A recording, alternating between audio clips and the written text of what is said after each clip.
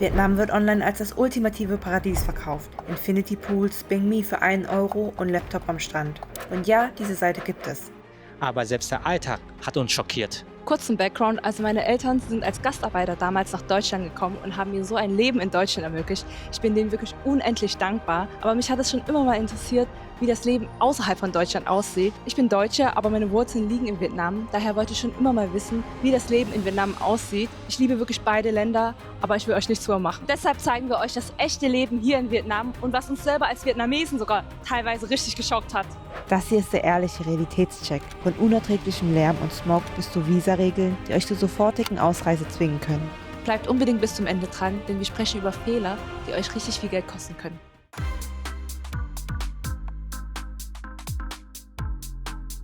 Fangen wir mit der einen Sache an, die euch direkt betrifft, wenn ihr hier in Vietnam ankommt.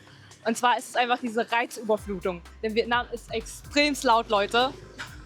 Vor allem auf den Straßen wird andauernd gehupt. Das ist wirklich kein Ausnahmezustand, sondern eher Dauerzustand. Ich habe Vietnam selten leise erlebt. Denn durch das Hupen hier verständigen die Fahrer sich untereinander.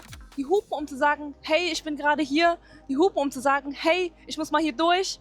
Oder die hupen selbst, wenn die einfach nur nach rechts oder links biegen wollen. Es ist aber wirklich nicht unhöflich, sondern es ist einfach ihre Art und Weise, hier zu fahren. Und man muss sich einfach daran gewöhnen, dann merkt man das kaum noch.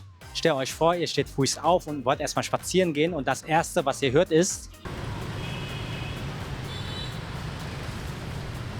Wenn ihr jemand seid, der viel Ruhe braucht, ist Hanoi und Ho Chi Minh City nicht für euch geeignet. Der Verkehr hier ist wirklich ein organisierter Wahnsinn. Es gibt gefühlt keine Regeln auf den Straßen und ich sehe auch sehr wenig Ampeln. Aber ich muss sagen, der Staat greift seit diesem Jahr immer mehr durch und es wird langsam organisierter, wenn man vor allem Vietnam jetzt und vor 15 Jahren vergleicht. Als Fußgänger hat man wirklich am wenigsten hier auf den Straßen irgendwas zu sagen. Es gibt zwar Gehwege, aber meistens stehen die eigentlich voll mit Mopeds und werden als Parkplätze genutzt. Die Gehwege sehen auch öfters mal so aus oder auch so hier. Die sind wirklich immer sehr vollgestellt. Auf der einen Seite gibt es noch Motorräder, auf der anderen Seite gibt es meistens eigentlich auch Motorräder. Musste ich irgendwie durchquetschen können. Oder auch hier. Hier musste ich zum Beispiel mitten auf der Straße laufen, weil hier kein Platz mehr ist. Aber keine Sorge, wir haben auch solche Gehwege. Es ist von Stadt zu Stadt unterschiedlich. Hanoi ist ganz anders als Ho Chi Minh City oder Da Nang ist auch ganz anders. In der Fahrschule habe ich so gelernt, dass Fußgänger immer Vorrang haben. Diese Regel existiert hier in Vietnam nicht. Fußgänger haben hier eigentlich nichts zu sagen. In Vietnam gibt es auch Zebrastreifen, aber hier halten die Fahrer nicht an. Wenn du rüber willst, musst du leider einfach rüberlaufen. Wenn du wartest, wartest du wirklich ewig. Daher haben wir hier 3 Tipps für dich, wie du sicher über die Straße kommst. Tipp Nummer 1, laufe einfach los, warte nicht zu lange, weil sonst wartest du einfach bis morgen. Tipp Nummer 2, laufe stetig voran und bleibe im gleichen Tempo. Renn nicht einfach los oder bleib einfach mitten auf der Straße stehen. Die Mopeds fahren um dich herum. Und Tipp Nummer 3, halt am besten deine Hand so nach oben, dann signalisierst du den Fahrern, hey, hier ist jemand, der rüberlaufen möchte, fahr doch ein bisschen langsamer. Ihr solltet trotzdem immer nach rechts und links schauen, auch wenn es eine Einbahnstraße ist, denn hier sind Geisterfahrer nicht untypisch.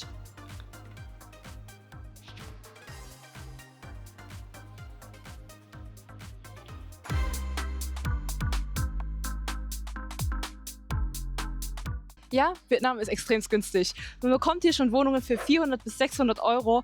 Ich stehe hier gerade zum Beispiel vor Mastery. Das ist so ein Kondo in Ho Chi Minh City. Und Ho Chi Minh City gehört schon zu den teuren Städten in Vietnam. Und da bekommt man eine 2-Zimmer-Wohnung mit 2 Badezimmern, ein Wohnzimmer, eine Küche, voll mobiliert für ca. 650. Und dazu gibt es noch Pool, Gym und Security. Ich glaube, für diesen Preis bekommt man nicht mal eine Einzimmerwohnung in Hamburg oder München. Ich sitze hier gerade in der Lobby und ich muss sagen, die Lobby gefällt mir wirklich sehr, sehr gut. Ich glaube, ich würde hier wirklich sehr, sehr gern leben wollen. Hier ist der Security-Mann, der macht hier die Tür auf sogar. Wow, was für ein Service. Ein paar Freunde von mir wohnen hier und haben mich gerade mal reingelassen. Und ich wollte euch das einfach nur ein bisschen zeigen. Und zwar gibt es hier einfach einen riesigen Pool, einen Gemeinschaftspool, den jeder hier benutzen kann. Also natürlich nur, wenn man hier wohnt. Und der ist auch wirklich echt sehr sauber.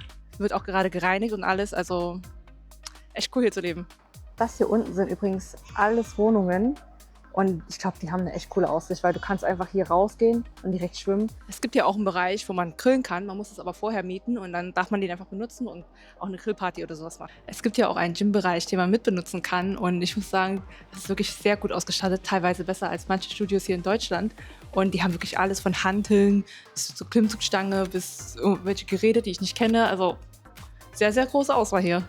Aber vielleicht sollte ich dazu sagen, dass dieser Ort hier jetzt nicht die Durchschnittswohnung ist in Vietnam, sondern dass es wirklich eher für Expats und Vietnamesen oder Menschen allgemein, die ein bisschen mehr Geld haben. Wir wohnen zum Beispiel auch nicht hier drin, sondern in einer ganz normalen Wohnung. Das ist jetzt nur ein Beispiel, was man so bekommt in Vietnam. Um hier übrigens reinzukommen, muss man hier mit so einer Face-ID reingehen, aber da ich jetzt kein Bewohner bin, komme ich hier nicht rein. Eine Sache, die man vielleicht auch ansprechen sollte, ist die Bauqualität bzw. die Standards hier sind ein bisschen anders als in Deutschland. Also klar, es gibt immer so und so, je nachdem, wo man bucht, wo man kauft, wo man lebt. Aber in den meisten Fällen sind die Wände hier schon relativ dünn. Manchmal kann man die Nachbarn hören. Und ein Problem, was Südostasien auch hat, ist, dass es hier halt relativ feucht ist und dadurch bildet sich Schimmel auch schneller an den Wänden. Und dann kommt noch die Sache mit dem Strom. Und zwar denken viele, dass Vietnam einfach in jeder Hinsicht günstig ist. Und bei Essen und Dienstleistungen stimmt das auch. Aber beim Strom unterschätzen das viele. Denn wenn man die Klimaanlage jetzt 24/7 laufen lassen würde, kann es sogar passieren, dass ihr teilweise Stromrechnungen bekommt, die genauso hoch sind wie in Deutschland. Wenn euch das Video bis hierher gefallen hat und ihr mehr von solchen Videos sehen wollt, lasst uns doch gerne ein Like und ein Abo da. Und jetzt geht's weiter mit dem nächsten Thema.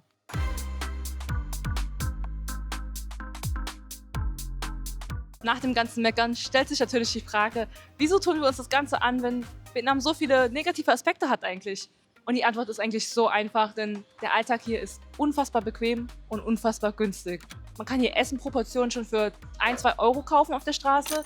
Eine Massage kostet hier vielleicht 10 Euro, Pickleball spielen 5 Euro, eine Gesichtsbehandlung 10 Euro, dann ins Kino gehen 2 Euro und eine Reinigungshilfe kostet nur 8 Euro. Also im Vergleich dazu, in Deutschland habe ich mir noch nie eine Reinigungshilfe leisten können. Und ich kenne auch niemanden in meinem Umfeld, der das macht, denn das ist einfach nur Luxus und die meisten putzen ihre Wohnung doch einfach alleine zu Hause. Zur Massage gehen. Wie oft war ich in Deutschland bei der Massage? Ich weiß es nicht. Einmal, zweimal und das war wesentlich teurer. Also ihr merkt schon, es ist einfach hier alles günstiger, alles komfortabler und die Menschen hier sind zudem auch sehr, sehr freundlich, sehr, sehr herzlich. Und dazu kommt noch das warme Wetter und die Sonne hier. Du kannst hier in Vietnam wirklich alles liefern lassen. Egal ob Getränke, Essen, Medikamente oder kleine Einkäufe. Auf Grabbike oder Taxis musst du nie länger als 10 Minuten warten. Normalerweise sind die innerhalb von 5 Minuten da. Wäscherei gibt es ja an jeder Ecke. Du musst fast nie Klamotten selber waschen oder bügeln. Willst du dir einen Fernseher oder einen Kühlschrank bestellen, ist es innerhalb von einem Tag da. Spätestens am nächsten Tag ist es da. Dein Motorrad geht kaputt, kann es sofort heute repariert werden. Ein großer Pluspunkt ist auch die Kaffeekultur in Vietnam. Nicht nur, dass der Kaffee hier super lecker ist und super günstig. Dazu kommt noch, dass ein Café hier in Vietnam wie ein zweites Wohnzimmer für dich ist. Also man kann hier wirklich sehr, sehr lange bleiben. Die meisten arbeiten sogar von hier. Wir machen das auch, dass wir meistens aus Cafés arbeiten, denn WLAN ist hier sehr gut. Es gibt die Steckdosen. Man kann hier so viele Getränke bestellen, wie man will. Und wenn man sich ein Getränk bestellt, bekommt man meistens auch noch Tee oder Wasser kostenlos dazu. Und das Beste ist, man wird nicht blöd angeschaut, wenn man hier lange sitzen bleibt, denn es ist wirklich normal hier und keiner sagt was.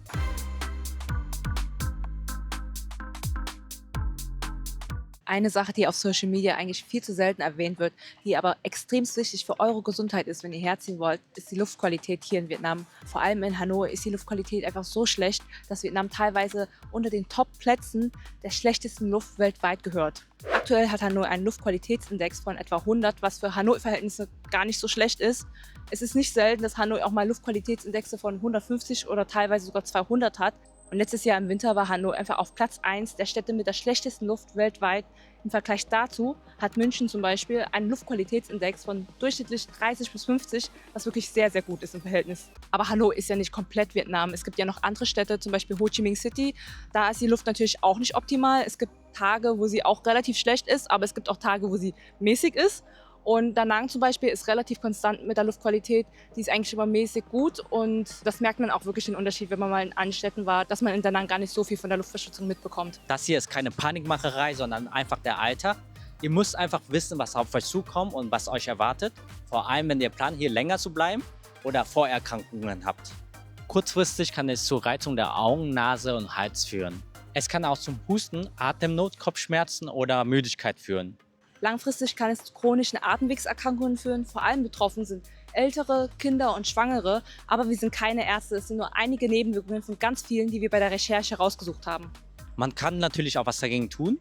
Die Locals hier tragen immer eine Maske, vor allem im Motorradfahren. Das würde ich euch auch empfehlen. Ein Luftreiniger kann helfen. Und was wir persönlich sehr gern machen, wir fahren lieber mit Xang statt mit Grab, weil die ausschließlich Elektrofahrzeuge anbieten. Also wenn ihr wirklich viel Wert auf Luftqualität legt, würde ich euch empfehlen, nicht in die Großstädte wie Hanoi und Ho Chi Minh City zu gehen, sondern eher in kleinere Städte, wo ein bisschen mehr Natur ist und weniger Verkehr. Da ist es zwar nicht so convenient, aber dementsprechend ist die Luft einfach besser und ihr tut auch was für eure Gesundheit. Natürlich müssen wir auch über die Hygienestandards hier sprechen, denn die sind ein bisschen anders als in Deutschland. Streetfood-Essen schmeckt hier schon wirklich sehr, sehr gut. Ich bin der Meinung, das schmeckt meistens sogar besser als in teuren Läden, vor allem wenn ihr authentisch vietnamesisch essen wollt. Aber ihr solltet hier lieber kein Leitungswasser trinken. Und wenn ihr einen empfindlichen Magen habt, würde ich euch auch keinen rohen Salat oder rohes Gemüse empfehlen. Das ist ja insgesamt ein bekanntes Problem in Südostasien. Ich persönlich hatte aber noch keine Probleme hier in Vietnam. Aber jeder Magen ist anders, deswegen passt lieber auf und tastet euch langsam ran. Und dann noch das Ungeziefer hier. Ratten und Kakerlaken gehören schon fast zum Stadtbild dazu. Vor allem, wo große Müllberge sind, sieht man abends regelmäßig Ratten. Und zwar nicht kleine, sondern teilweise echt groß. Wer also eine Phobie hat, kommt auf jeden Fall aus seiner Komfortzone raus. Und Kakerlaken sieht man wirklich regelmäßig in Wohnungen, Hotels, Apartments, Unterkünfte allgemein. Es hat nicht immer was mit der Hygiene zu tun. Manchmal ist es einfach wegen dem Bauzustand. Und zudem kommt noch dieses tropische Wetter. Es ist warm, es ist feucht. Perfekt für Ratten, Kakerlaken und Ungeziefer. Es ist auch nicht nur ein Problem in Vietnam, sondern ich würde sagen, allgemein in Südostasien.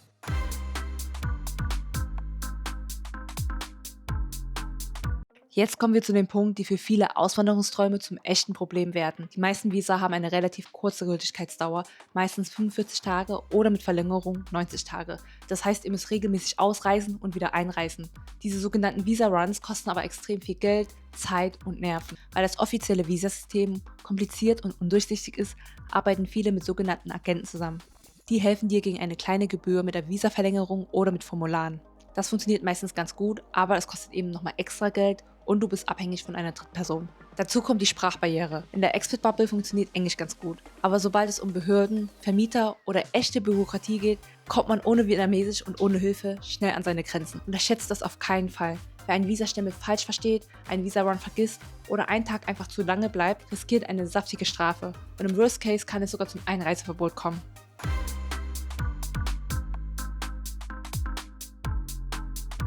Trotz all dieser Schattenseiten wie Lärm, Ungeziefer und Schimmel lieben wir Vietnam. Das Land bietet uns extrem viel Freiheit, Lebensqualität, Komfort und natürlich nicht zu vergessen das leckere Essen. Jedes Land hat seine Vor- und Nachteile und zum aktuellen Zeitpunkt überwiegen die Vorteile für uns. Und deshalb haben wir uns entschieden, erstmal länger in Vietnam zu bleiben. Aber ob wir für immer in Vietnam bleiben, das bezweifle ich. Aber bevor ihr jetzt eure Sachen packt und direkt nach Vietnam fliegt, wir haben ein Video zusammengestellt mit 20 Dingen, die ihr wissen solltet, bevor ihr nach Vietnam kommt. Schaut da gerne vorbei.